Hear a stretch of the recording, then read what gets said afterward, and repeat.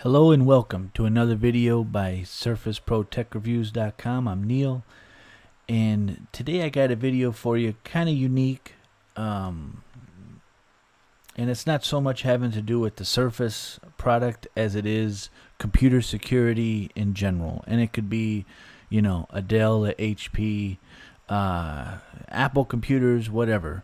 I thought it was really important, and I figured this would be the best community that I could share this with, and so that's just what I'm gonna do. Over the weekend, actually last Saturday, I went to the Apple store. Today's Wednesday, so we're talking 4 days ago, and I was having problems with my earpods, the wireless earbuds by Apple.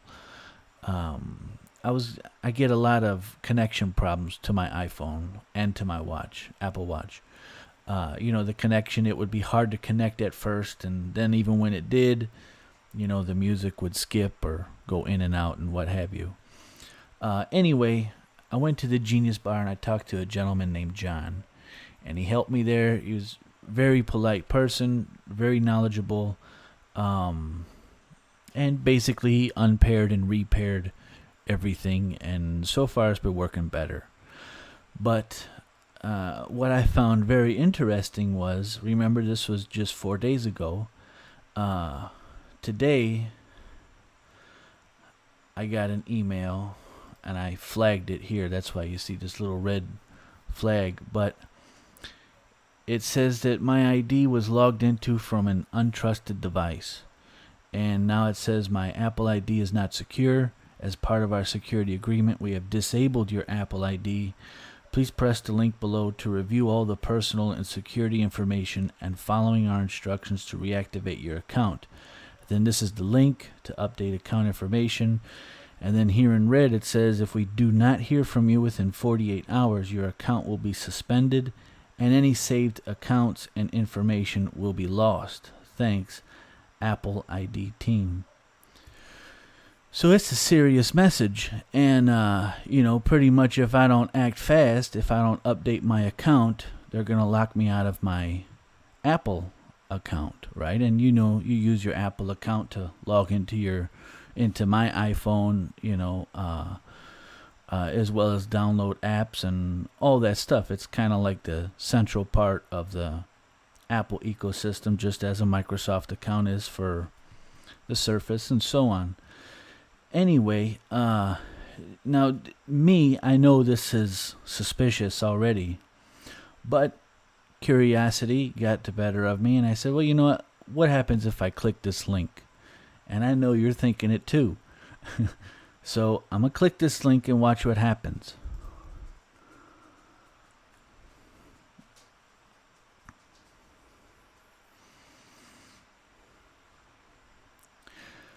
Now, because I have Edge set as my default web browser, you see immediately this big red screen popped up, and it says this website has been reported as unsafe.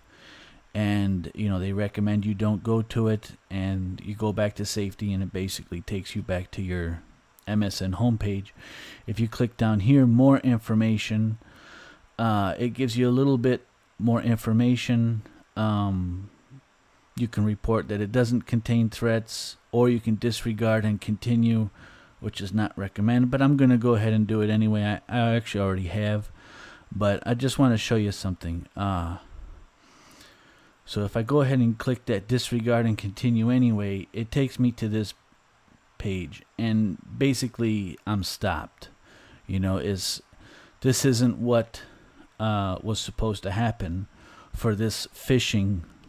And phishing, for if you're not familiar with, it's not Fishing, it's PH, starting with a PH. And the whole idea of this kind of phishing is to get you to a site to enter a username, a password, any kind of confidential information. Could be bank accounts, it could be anything like that, and it's going to record that, and it's going to give it to the people that are trying to do bad things with our information, So anyway, that's what happened with Edge. If just for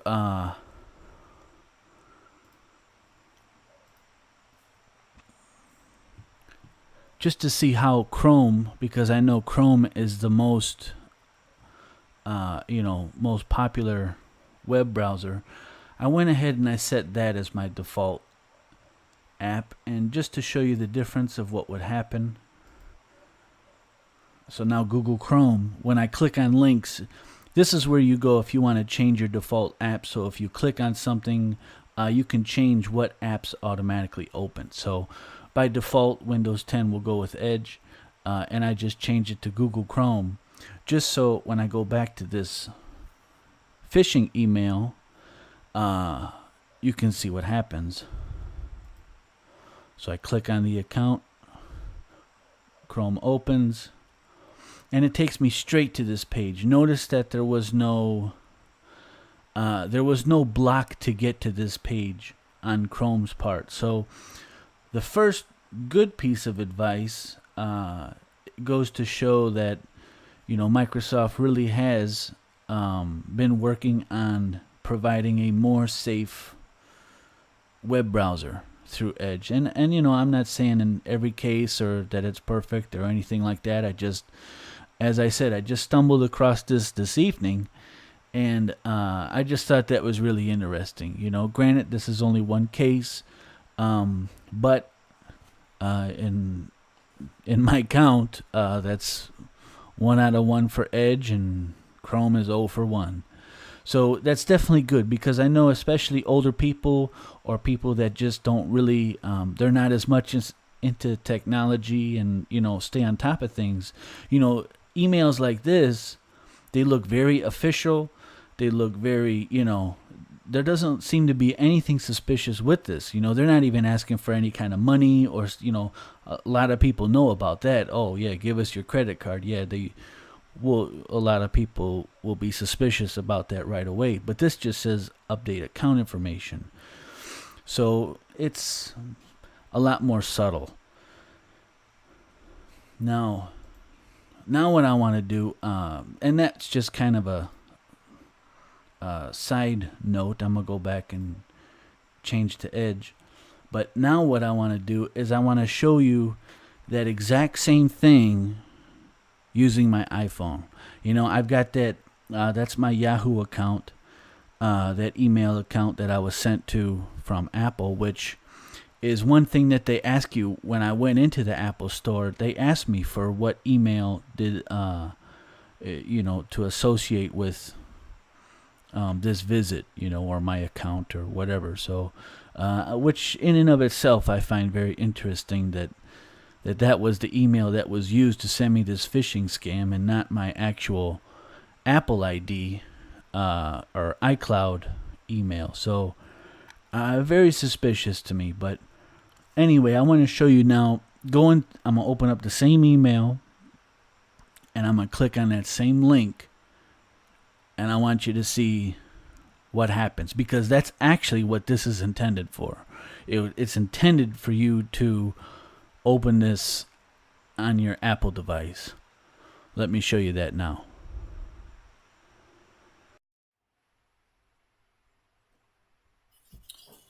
Okay. So I'm going to open up that same exact email, but this time I'm going to do it on my iPhone. Okay. And here it is, right here. Remember, I flagged it. I'll open it. Same exact email. Now watch what happens when I click it on here.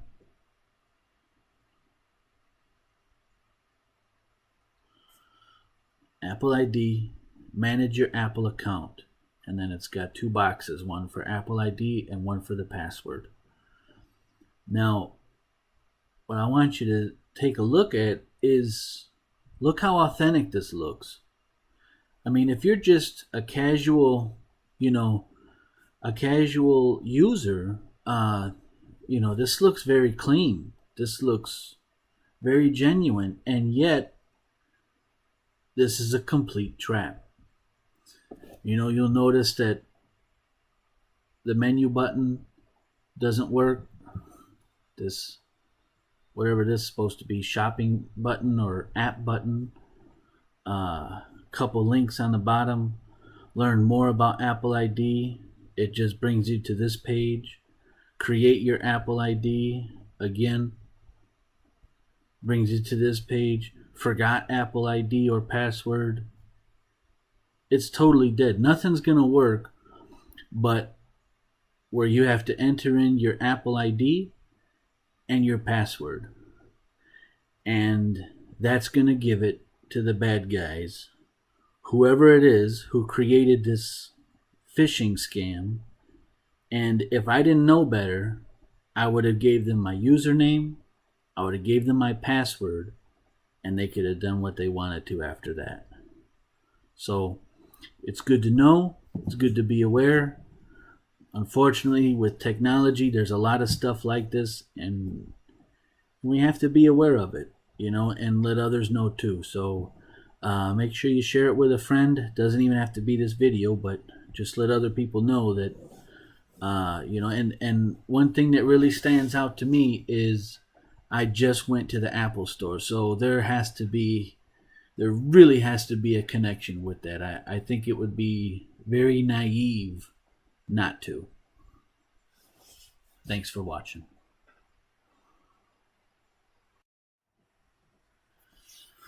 All right, here's a little bonus footage for you. I was just kind of monkeying around. What if I did enter in some kind of information and went go? What would happen? I want to show you because I think it's incredibly valuable to see this.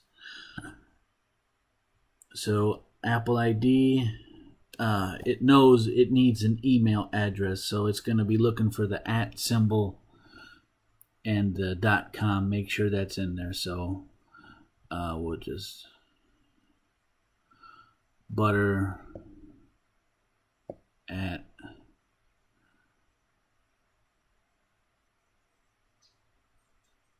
iCloud.com, and our password, we're just making up some stuff. Go.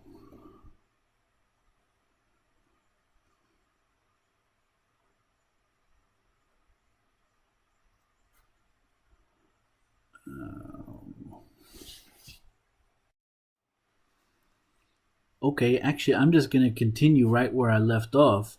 I thought I made a mistake, but now I know what happened. If you look at the top, this is the genuine Apple website. And you see how the same picture is there, the same little menu button, which notice now works, right?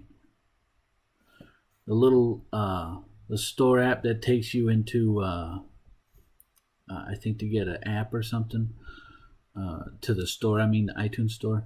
But anyway, I want you to look at what I did was I clicked this same button, and now it's taking me to the genuine Apple website. So what happened was, when I was just monkeying around, I put an Apple ID. I thought it had to be, it was checking certain account information, but really it wasn't. I just made up something for the Apple ID. I made up something for the password on the phishing one, mind you. And when I did that, it says you need to update your account, and I had my name, my address, my social security number, and I think a few more different fields. So I just put in random information for that, hit OK, and then it asked for my credit card details. I put in that, I hit next, and it said, I think that may have been it. I think it said we're updating your account settings, and after that it redirected me to the genuine Apple website, just like this. And now whenever I hit that phishing link, instead of taking me to that phishing website, it's been updated, knows that it's done that for my device, and so now it's taking me, instead of the phishing website, it's taking me to the genuine, so I can't go back. So very clever, and again, it's very deceptive. So was it an Apple employee? Was it someone who was hijacking their network or snooping on their network, their Wi-Fi? I don't know. But it definitely goes to show you all the warnings we hear about not entering passwords on public Wi-Fi. Here's why. Now, is this going to happen every time someone goes to the Apple store? I don't think so. But I tell you what, it's definitely a good idea to be aware that if you visit the Apple store, whatever one it is, or, it could be the Microsoft store too, or, whatever company, doesn't matter. You get an email from them, and any kind of account information that they're asking for, it's not going to always be wrong, but be very, very suspicious. And in this case, we see it, I found it to be totally false. And so I hope you learned something from it, because scams like this are everywhere. So anyway, thank you again for watching. Sorry for the little addendum. I was really hoping to go through it again, but maybe they cookied my browser. I'm not sure how they did it. I'll tinker around, maybe try it on my iPad, see if I get to those same settings. But either way, good to know. Thanks for watching.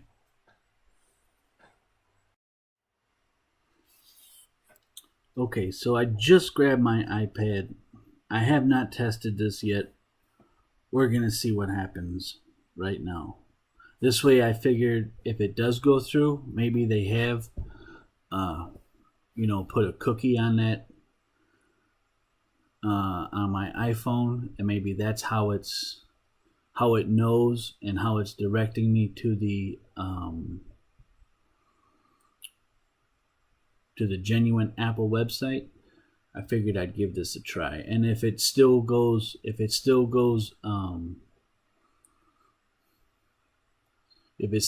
go through, then I'll just delete this clip and just leave it as the other one. So now I gotta find it here.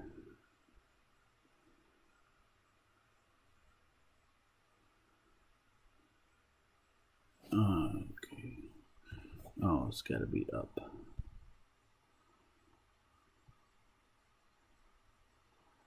There it is, right there. Update account. Let's see if it goes to the genuine. No, it doesn't. Oh, yeah, it did. Yep, it redirected it. Yeah, it sure did. And this is the real one. Yeah, and here's another tip. You know how I know it's the real one? You see how it's green at the top with Apple? That means it's SSL. It's a secure website. It's a genuine website. So, and you can always tap there to check the email address, and it should always be, at whatevercompany.com. If you go back and you relook at that other one, you'll see that it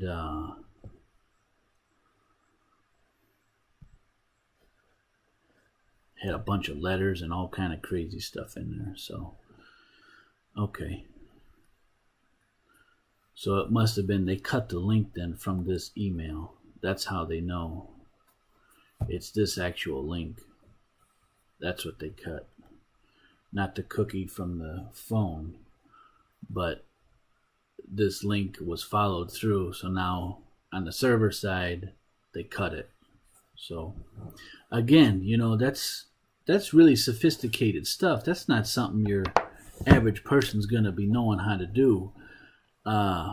So wow, all the more reason to be diligent and to be careful, because if I wasn't, I would have entered in all my information, which Apple already has. But here they are. They were asking for my name, my address, my social security number, my credit card, the expiration date, the security code, all those things it asked for, which I gave them all dummy data. And for the password, I just put repent. Maybe they'll see that and smarten up.